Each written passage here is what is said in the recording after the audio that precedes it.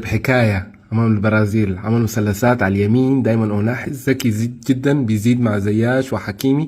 عمل مثلثات البرازيليين ما قدروا يتعاملوا معاه أبدا أبدا، كل مرة كانوا بيعدوا وبيمرروا، ودائما كل لاعب يجد المساندة باستمرار. شوف 5 6 لعيبة من المغرب موجودين دائما ومرابط خلفهم، طالما مرابط وراك ما في أي مشكلة، هاجموا بكل الأعداد الزيادة العددية. فده كان جرس إنذار من بداية المباراة للمغرب، واستمر على نفس الطريقة.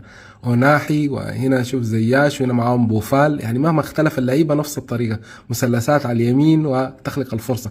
الحاجة الثانية المهمة جدا كان أول ما الكرة تتقطع بيشتغلوا جانج بريسنج على طريقة كلوب بالضغط العالي. كلوب قال أفضل طريقة إنك أفضل صانع ألعاب إنك تقطع الكرة عالي ومباشرة تبدأ الهجمة، باعتبار إنه الفريق الثاني بيكون بيتحول للهجوم.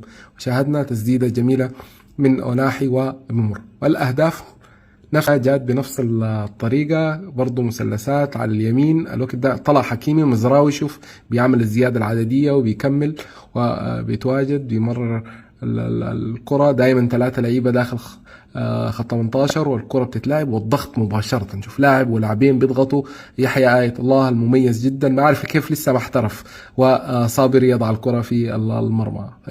بنفس الطريقة الهدف الأول حاول يضغط البرازيل على مرابط ما يخلوه يلعب، هو صانع ألعاب ما في مشكلة طوالي. زياش موجود صانع لعب، معه حكيمي معه أوناحي. شوف التبادل المراكز بين أوناحي والزياش بيدخل للداخل. كرة قطعت طوالي هيضغط حناش اللي كان مميز جدا جدا، واللاعب الثاني يضغط الظهير مزراوي وبوفال لحد ما تتقطع، وبوفال إلى حناش إلى بوفال، وهدف جميل جدا ديما مغرب.